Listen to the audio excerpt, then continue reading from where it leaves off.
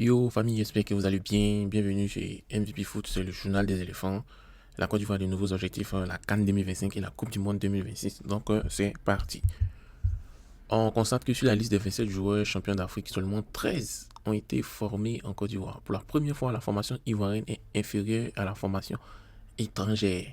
Mais bon, c'est pas grave. On sait que les centres de formation sont en train de se redynamiser dans, comment on appelle, dans tout le territoire ivoirien et les gens voient l'importance de la formation. Donc, d'ici peu, peut-être d'ici 3 ans, 4 ans, je pense que les locaux vont prendre les dessus sur les binationaux.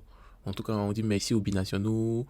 Seko, Evan, Yaya, Ori, Pipi, qui encore, bon, Bamba, comment il s'appelle, Jérémy Boga, donc ils sont plein, on leur dit merci d'avoir choisi la Côte d'Ivoire. On a le président de l'Assemblée nationale, Adama Bitoko, qui a annoncé ce mercredi 14 février 2024, jour de la Saint-Valentin, qu'il y aura la construction de la plus grande académie de football en Afrique à Yopougon, dans la plus grande commune de Côte d'Ivoire. Donc il a fait cette annonce lors d'une réunion avec les dirigeants des clubs et les propriétaires des centres de formation de la commune.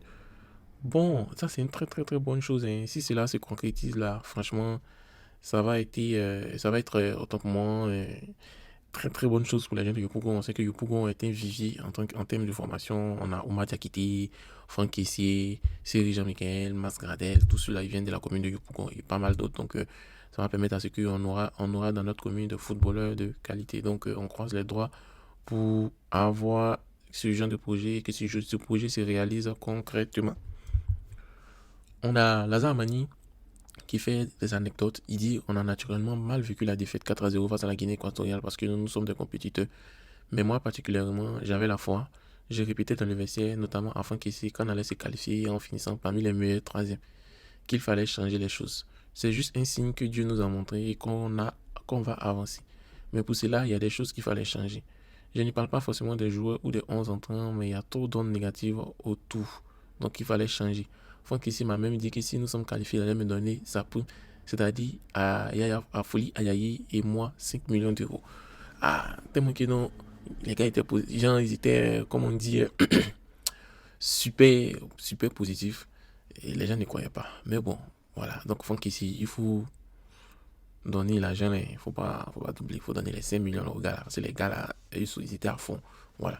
En tout cas, c'est bon, c'est vrai qu'il y a beaucoup de choses à régler, mais bon, ça va se régler. Et les gens voient que les Ivoiriens attendent beaucoup d'eux, donc c'est à eux de changer beaucoup de choses pour qu'on puisse avoir beaucoup de confiance en eux. On a le match contre la Côte d'Ivoire contre l'Argentine qui n'aura pas lieu. Le match, on devait se faire en Argentine. On allait confronter le champion d'Afrique au champion du monde. Ils ont eu peur, ils ont annulé. Donc la fédération d'Argentine dit qu'elle ne fera pas le déplacement en Chine au mois d'Argentine. Et en Chine au mois de mars, il était au mois d'Argentine. Mais bon, c'est pas grave, reste à savoir est-ce qu'on va trouver un match amical super intéressant pour qu'on puisse jouer dans le mois de mars. Guiladois international U23 a joué la Ligue Europa contre Milasi. Et moi, je pense que c'est le remplaçant naturel de Serge en sélection. Et c'est quelqu'un qui peut jouer à la fois latéral droit, il peut jouer aussi milieu défensif, il peut jouer défenseur. Donc c'est quelqu'un qui est polyvalent et on espère aussi que son petit frère, qui a opté pour la France, puisse changer d'avis pour qu'il puisse venir en Côte d'Ivoire. Désiré Doué, qui est un joueur particulièrement intéressant aussi. Le gardien de but espoir, Mohamed Kone, 21 ans, est prêté à Dunkerque. Voilà. Et il aura le temps de jeu pour sa progression. Dunkerque, c'est le club de Jean-Philippe Gbami. Et Mohamed Kone aussi, il est super intéressant comme gardien. Donc on espère qu'ils vont venir prendre la relève de, comment il s'appelle, Fouli Ayayi et comment on appelle Badra Ali Sangaré en fait. Voilà. Et il est particulièrement intéressant. Très fort, particulièrement intéressant. Et Yaya Fofana, je pense que tu vas devoir travailler fort pour garder ta place de titulaire. On a M. Félix Kouadio, le préparateur physique des éléphants, et puis il est professeur de PS, le préparateur physique à la SEC Mimosa. Et il a retrouvé ses fonctions au collège moderne de Bégerville. Et tout le collège l'a accueilli pour lui souhaiter félicitations, pas souhaiter lui dire mes félicitations avec les honneurs. En tout cas, ça fait du bien d'avoir ton professeur de PS champion d'Afrique et pas mal tout ça là. Donc c'est bon, c'est une bonne chose. On espère que dans le prochain staff technique des éléphants, tu vas y être et puis ça va être du bon parce qu'on a vu ton travail, hein, ton petit travail physique là, ce que ça a donné. Les éléphants avaient un autre visage très très intéressant durant cette canne. On a un béret, une Congolaise, Kalala Mitonga.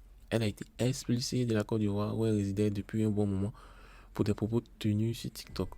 Ouais, c'est là, elle avait dit des mots sur TikTok là. Elle dit que non, les Ivoiriens sont pas intelligents, pas mal de choses. Écrivez son nom, Kalala Mitonga sur TikTok, vous allez voir ce qu'elle pense des Ivoiriens et vous allez être vraiment choqué. Quand tu vis dans un pays, il faut avoir beaucoup de retenue en fait, voilà, parce que le pays t'a accueilli et il faut toujours bien parler du pays, voilà. Donc c'est parce que Côte d'Ivoire a gagné le Congo que les Ivoiriens n'ont pas voulu faire le geste des, comment dire, des Congolais pour dire non au massacre, on doit insulter les Ivoiriens. Donc ça va t'apprendre et puis il faut boire de l'eau. On a Tonton Adenga, c'était l'appel le Neymar ivoirien. Moi, je préfère l'appeler le Rodrigo ivoirien parce qu'il joue juste, il joue intelligent, il joue pour le collectif. Il me ressemble plus à Rodrigo que Neymar en fait. Voilà, donc il est retenu dans son club à Brighton. Les gens l'ont accueilli, en tout cas tout le monde l'a accueilli et c'était vraiment vraiment bon. Et je pense que d'ici la saison prochaine, ils vont le vendre. Mais moi, je pense qu'au FC Barcelone, il peut se parler au FC Barcelone parce que le Real de Madrid, tout est bouclé, c'est géré là-bas. Au FC Barcelone, avec son style de jeu, il va faire énormément du bien au FC Barcelone. Et vous, que pensez-vous? C'est dans quel club Simon Dengra peut partir l'année prochaine? On a Arsène Wenger, l'emblématique entraîneur de, comment on appelle, Arsenal et de l'AS Monaco, qui parle de la CAN 2023. Il dit que c'est une compétition où il y a eu aussi beaucoup de complicité entre les joueurs qui venaient d'Europe et les joueurs locaux. Donc ça a été un mariage extrêmement réussi. Ouais, les gens qui viennent d'Europe ont découvert leur culture, donc ils veulent s'intégrer et ils ont vu aussi la joie de vivre de l'Afrique, donc c'est normal, hein, c'est normal. En tout cas, c'était une très très très belle compétition.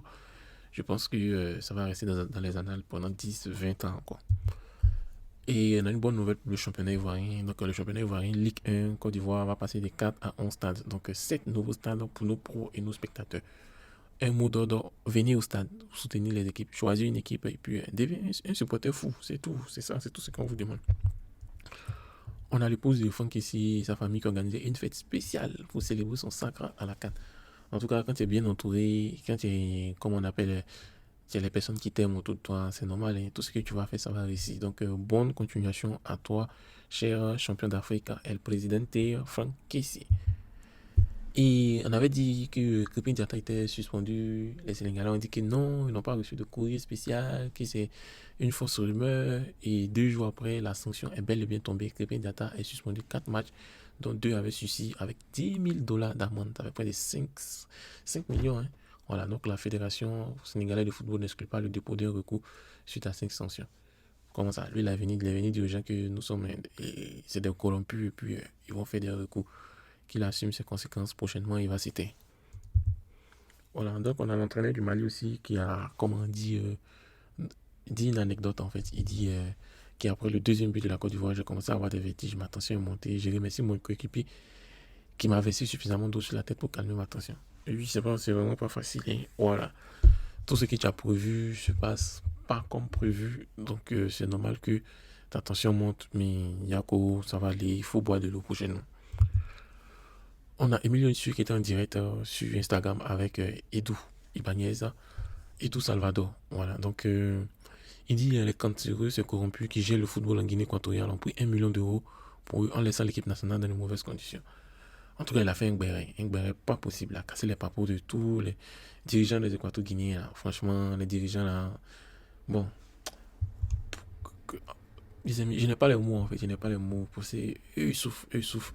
C'est là où on voit qu'en Côte d'Ivoire, c'est vrai qu'on est beaucoup exigeant, mais nous au moins, mais ça ne veut pas dire aussi que on va les laisser sur les lauriers à FC Rouage. On va genre, comment on appelle, manager pour qu'ils puissent améliorer tout le football ivoirien, que le football ivoirien soit le meilleur football en Afrique.